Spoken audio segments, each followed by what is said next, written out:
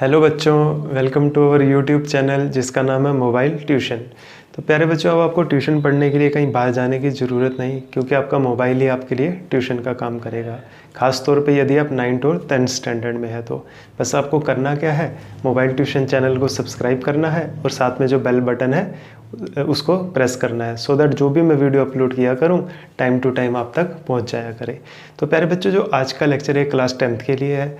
Class 10th में हमने chemistry का फर्स्ट चैप्टर स्टार्ट किया था, केमिकल रिएक्शन एंड इक्वेशन। तो उसके पहले 4 वीडियोस हो चुके हैं। अब हम उसका 5th वीडियो करने जा रहे हैं। मैंने उसमें बताया था आपको लास्ट वीडियो में कि हम इसके नेक्स्ट वीडियो में कोरोजन और रेंसिडिटी के बारे में पढ़ेंगे। अगर आपको लास्ट में ध्यान हो तो हमने टाइप्स ऑफ केमिकल रिएक्शन पढ़ा था। तो उसके उन टाइप्स ऑफ केमिकल रिएक्शन में लास्ट में हमने क्या पढ़ी थी, ऑक्सीडेशन एंड रिडक्शन की रिएक्शन। तो उसमें एक पर्टिकुलर रिएक्शन थी जो ऑक्सीडेशन रिएक्शन। उसमें क्या होता था, गेन ऑफ ऑक्सीजन होता था और लॉस ऑफ हाइड्रोजन होता था, या लॉस ऑफ इलेक्ट्रॉन होता था। इस तरह से हम डिसाइड करते थे कि ऑक्सीडेशन हो रही है, और जो सब्सटेंस उसको ऑक्सीजन को गेन करता था उसकी ऑक्सीडेशन हो जाती थी और वो रिड्यूसिंग एजेंट का काम करता था।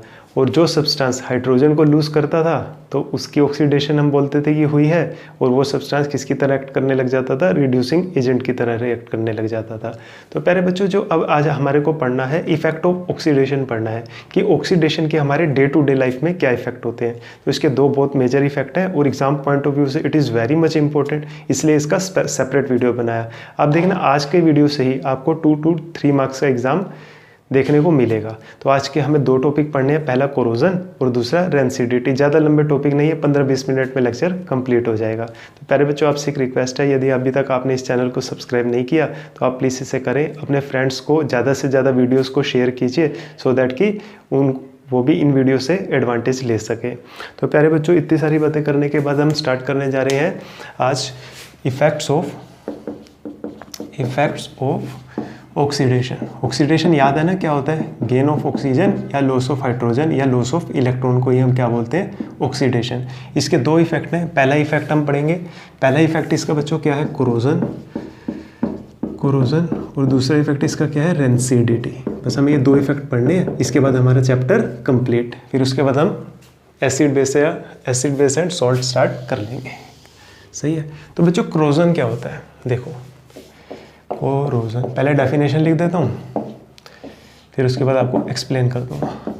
द प्रोसेस, आपको as it is definition paper में चिपकानी है। The process of slowly heating up metal by atmospheric gases like oxygen, CO2 and water vapors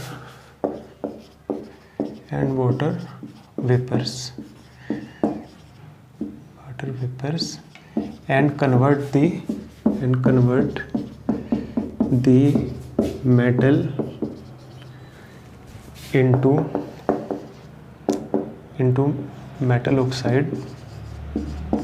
metal into metal oxide, metal carbonate and metal sulfide। ठीक, this process is known as corrosion। this process is known as corrosion। ठीक है। अच्छा, corrosion को ना कई बार corrosion ना बोलकर, वैसे आज तक पूछा नहीं गया, कहीं पूछ ना ले, मैं इसलिए आपको बता देता हूँ। बेसिकली इसको वीपिंग ऑफ मेटल के नाम से भी जाना जाता है, वीपिंग ऑफ मेटल। ठीक है। तो बच्चों, होता क्या है, इस प्रोसेस के अंदर जो भी मेटल होती है उसके साथ एटमॉस्फेरिक गैसेस जो होती हैं वो रिएक्ट करती हैं, और उस मेटल को उसकी ओरिजिनल फॉर्म, यानी कि जिस मिनरल या ओर से हमने उसको एक्सट्रैक्ट किया था उसी में वापस कन्वर्ट कर देती हैं। इस प्रोसेस को क्या बोलते हैं, कोरोजन बोलते हैं। अब जनरली आयरन है, आयरन क्या करता है, ऑक्सीजन के साथ अगर हम उसको छत में रख दें तो धीरे धीरे क्या होगा, एयर और वाटर उसके साथ रिएक्ट करेंगे और आप देखना जो आयरन का ओरिजिनल कलर होता है वो हट जाता है और उसके ऊपर जंग लग जाता है। इस जंग को ही हम क्या बोलते हैं, रस्ट बोलते हैं। क्या बोलते हैं बच्चों, रस्ट बोलते हैं। ऐसे ही हम जैसे कि सिल्वर चांदी, इसके ऑर्नामेंट्स हम यूज़ करते हैं तो कुछ समय के बाद क्या होता है, ये ब्लैक हो जाते हैं। ऐसा क्यों होता है, क्योंकि ये हाइड्रोजन सल्फाइड के साथ रिएक्ट करता है और सिल्वर से सिल्वर सल्फाइड बन जाता है। सिल्वर का कलर तो शाइनी होता है लेकिन सिल्वर सल्फाइड का कलर कैसा होता है, ब्लैक होता है। तो इस सभी प्रोसेसेस को हम क्या बोलते हैं बच्चों, कोरोजन बोलते हैं। अब आपके से एग्जाम में क्या पूछा जाएगा, डिफाइन कोरोजन एंड राइट 2 और 3 examples of corrosion with equations. तो ये बच्चों मैंने इसकी डेफिनेशन लिख दी है, आप इस डेफिनेशन को स्क्रीनशॉट ले लो और इसके बाद मैं आपको इसकी पर्टिकुलर आयरन की कोरोजन में क्या होता है, कॉपर की कोरोजन में क्या होता है और सिल्वर की कोरोजन में क्या होता है, उसके आपको रिएक्शंस के साथ एग्जाम्पल दे देता हूँ। फिलहाल आप इसका स्क्रीनशॉट ले लो।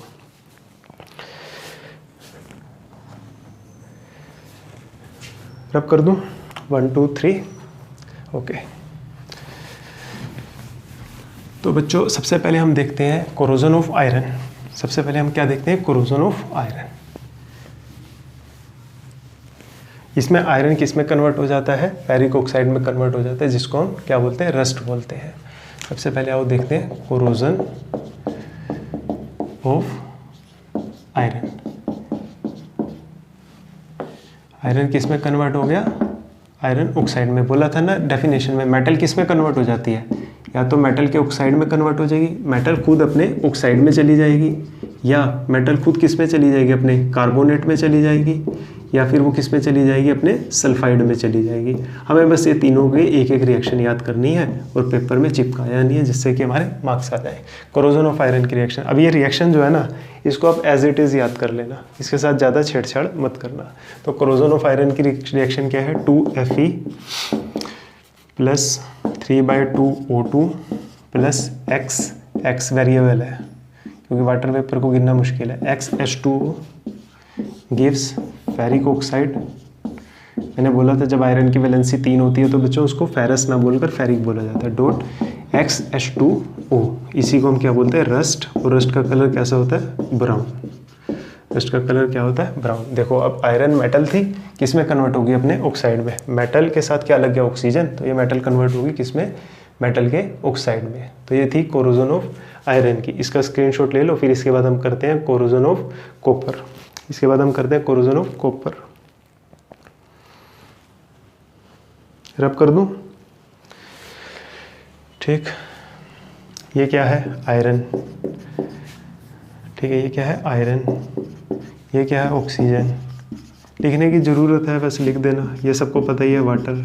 और ये क्या है, इसको बोलते हैं फेरिक ऑक्साइड। साथ में वाटर लग गया तो इसको बोल देंगे hydrated ferric oxide, hydrated ferric oxide. हालांकि इसकी इतनी ज़रूरत नहीं है, रिएक्शन लिख दोगे उससे भी काम चल जाएगा। रब कर दूं। इसके बाद हम सेकेंड टाइप की कोरोजन देखते हैं जो कि कॉपर के साथ होता है। Corrosion of copper.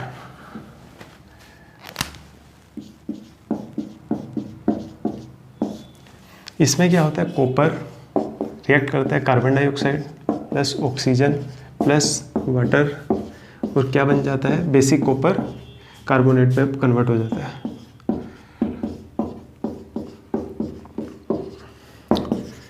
Basic copper carbonate में कॉपर का कलर होता है ब्राउन और यहाँ पे जो बेसिक कॉपर कार्बोनेट बनता है उसका कलर कैसा होता है, ग्रीन। कलर भी पूछ लेते हैं कई बार कार्बोनेट। और यहाँ पे बैलेंस कर लो, 2 कॉपर है, यहाँ पे 2 हो जाएंगे, ठीक है।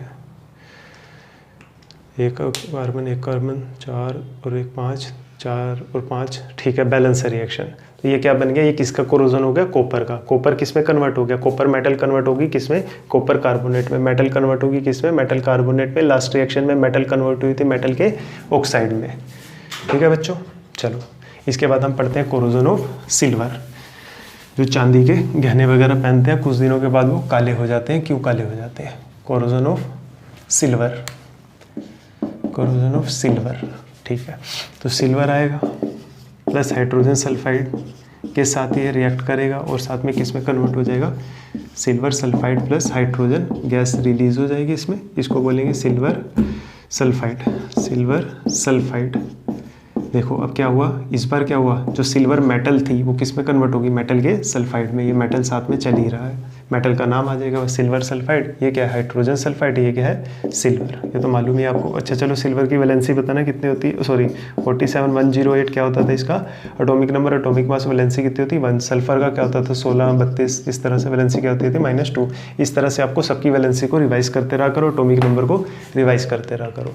मिटा दूँ तो ये कोरोजन का एक छोटा सा टॉपिक था जिसके अंदर आपको ये तीनों रिएक्शनें याद कर लेनी है।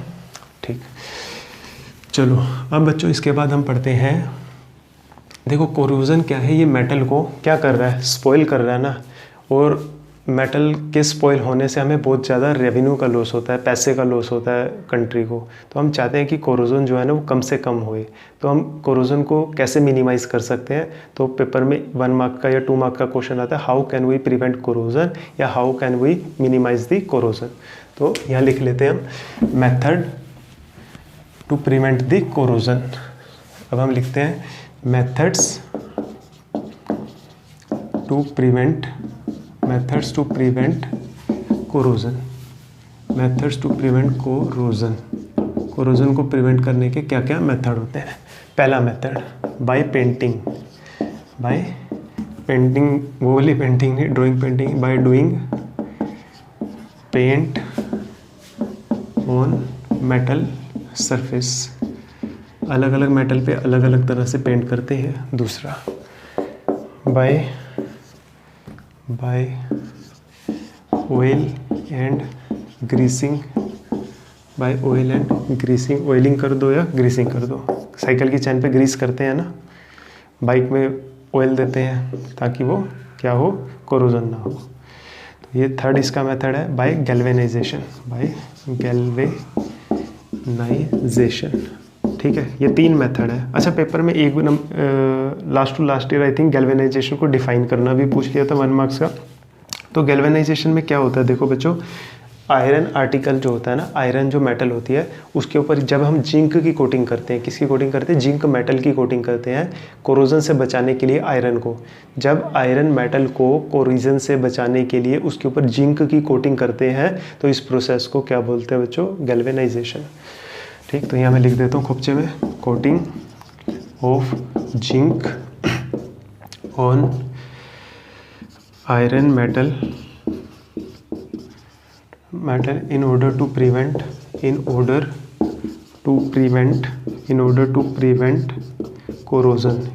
prevent corrosion. This process is known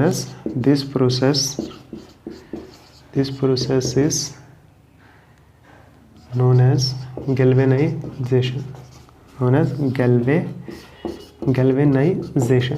तो ये एक छोटा सा क्वेश्चन था जो पूछ लिया जाता है, आपके स्कूल एग्जाम में पूछ लिया जाता है, बोर्ड एग्जाम में भी पूछा जाता है। तो इसका स्क्रीनशॉट ले लो। फिर इसके बाद कोरोजन के ऊपर ही एक और तरह का क्वेश्चन बनता है, वो भी करवा देता हूँ आपके, फिर कोरोजन टॉपिक आपका कंप्लीट हो जाएगा। लिख लिया, सॉरी स्क्रीनशॉट ले लो, बाद में नोट्स बना लेना। चलो अच्छा, कोरोजन जो है, अभी तक हमने देखा कोरोजन के नुकसान ही नुकसान हो रहे हैं। क्या कोरोजन का कोई फ़ायदा है, क्या कोरोजन का कोई फ़ायदा है? हाँ, कोरोजन का फ़ायदा है, लेकिन हर मेटल के लिए नहीं। स्पेशली कुछ पर्टिकुलर मेटल हैं जिनके अंदर एल्यूमिनियम आता है। तो बेनिफिट ऑफ कोरोजन,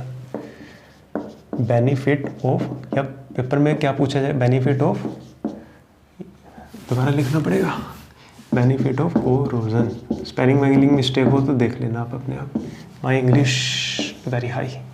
तो बच्चों बेनिफिट ऑफ कोरोजन, कोरोजन से कुछ फ़ायदा भी होता है, आज तक तो पता नहीं था, लेकिन कुछ पर्टिकुलर मेटल के केस में कोरोजन से हमें बेनिफिट भी होता है। वो कैसे होता है, ये पेपर में एग्जाम में क्वेश्चन पूछ लिया जाता है, हाउ कोरोजन इज़ बेनिफिशियल या how corrosion helps to prevent the metal from corrosion. किसी भी तरह से इसको क्वेश्चन को फ्रेम किया जा सकता है। बेसिकली वो पूछना क्या चाह रहा है कि क्या कोरोजन का कोई बेनिफिट भी है, क्या कोरोजन का कोई बेनिफिट भी है। हर मेटल के साथ नहीं होता,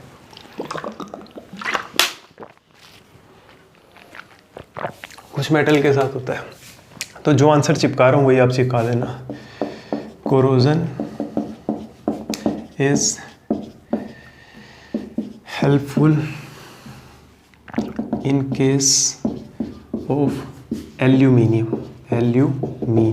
फटाफट से एल्यूमिनियम की valency 3 atomic number, sodium magnesium aluminium mass number 27। इस तरह से सारी चीज़ें रिवाइज करते रहा करो।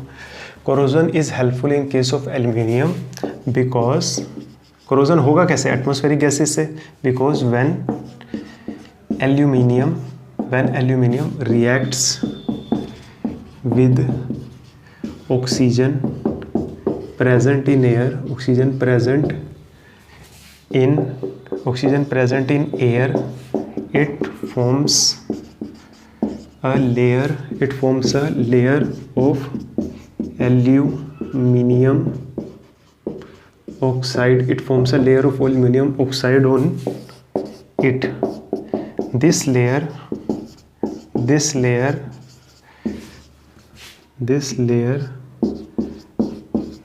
prevent the aluminium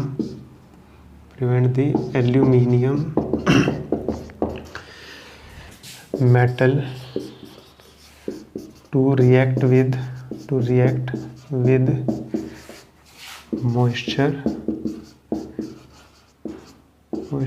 and atmospheric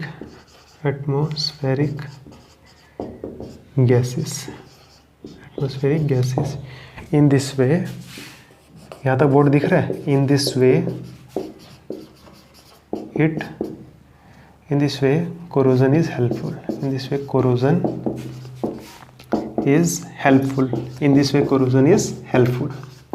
यहाँ तक दिख रहा है आपको पूरा बोर्ड? Let me check. हाँ, दिख रहा है, पूरा विजिबल है। तो in this way corrosion is helpful. तो ये कोरोजन से जुड़ी जितनी बातें थी, रिएक्शंस वगैरह और जिस तरह से क्वेश्चन बनते थे, सब के सब मैंने आपको बताने की कोशिश करी। आई होप आपको समझ भी आया होगा। स्क्रीनशॉट ले लो। इसके बाद हम इफेक्ट्स ऑफ ऑक्सीडेशन जो है उसका सेकेंड इफेक्ट देखते हैं, दैट इज़ रेंसिडिटी। तो मैं रब कर रहा हूँ, स्क्रीनशॉट ले लो।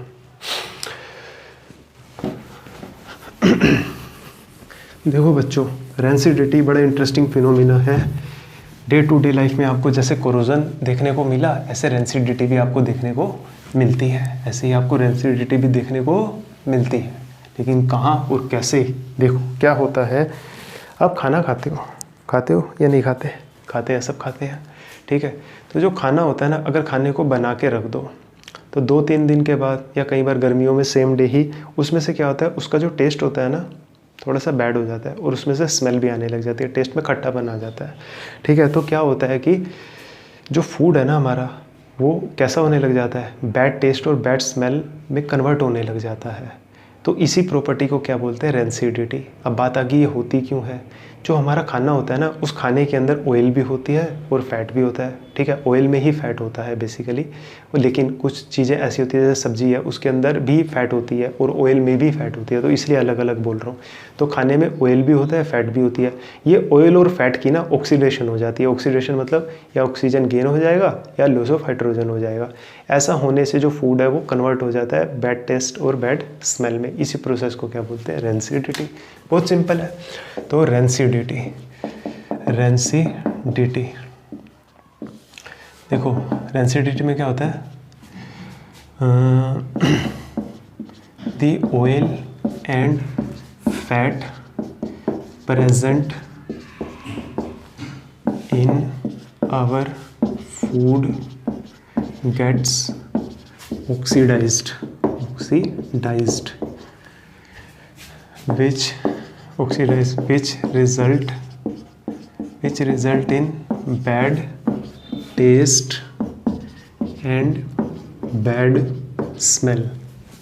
which result in bad taste and bad smell. This process is known as rancidity. 2 marks का क्वेश्चन बनता है इसके ऊपर। This process is known as rancidity. The oil and fat present in our food gets oxidised which result in bad taste and bad smell. This process is known as rancidity. Screenshot ले लो। इसी का second part करेंगे अब। जैसे हमने पढ़ा था कि how can we prevent corrosion, अब इसमें पढ़ेंगे how can we prevent rancidity. हम रेंसिडिटी को कैसे प्रिवेंट करते हैं, और उसके बाद हमारा चैप्टर कंप्लीट। नेक्स्ट हेडिंग लगाओ, how can we prevent rancidity. देखो रेंसिडिटी को प्रिवेंट करने के बहुत सारे तरीके हैं। पहला तरीका, हम जनरली खाना बनाते हैं फ्रिज में रख देते हैं ताकि वो ख़राब ना हो, यानी पहला तरीका क्या हो गया, बाय रेफ्रिजरेशन।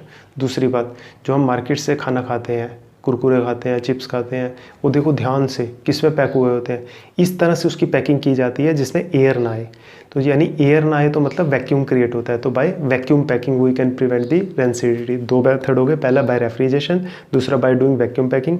तीसरा मेथड जो होता है, जो सराउंडिंग एयर है ना, उसको सराउंडिंग एयर को हटा दो, क्योंकि सराउंडिंग एयर में ऑक्सीजन होगी तो उससे ऑक्सीडेशन हो जाएगा। उस एयर को हटा के ना नाइट्रोजन एयर डाल देते हैं, सॉरी नाइट्रोजन गैस डाल देते हैं।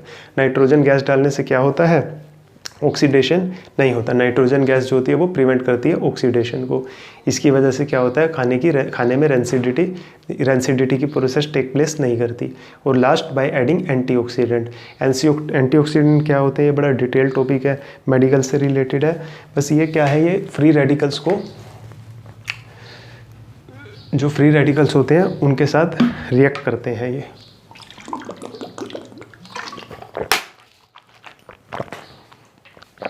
तो by adding antioxidant we can also prevent the rancidity. तो पहला तरीका क्या है, बाय रेफ्रिजरेशन। चुपचाप जाओ फ्रिज में रख दो, बाय रेफ्रिजरेशन। अब कुरकुरे तो फ्रिज में तुम्हारे घर तक आ नहीं सकते ना, तो दूसरा तरीका क्या है, bye doing vacuum packing. Bye doing vacuum packing. तीसरा तरीका बच्चों क्या है, by replacing the surrounding air with nitrogen gas के साथ उसको रिप्लेस कर दो, नाइट्रोजन गैस के साथ रिप्लेस कर दो सराउंडिंग एयर को, ठीक है। और फोर्थ जो मेथड है वो कैसे हम कर सकते हैं, अभी बताया, बाय एडिंग एंटीऑक्सीडेंट।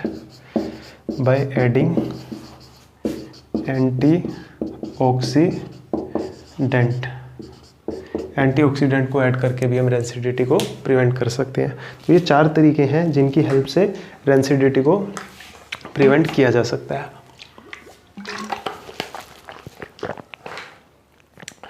तो बच्चों, ये आई थिंक 5th लेक्चर है केमिकल रिएक्शन एंड इक्वेशन का।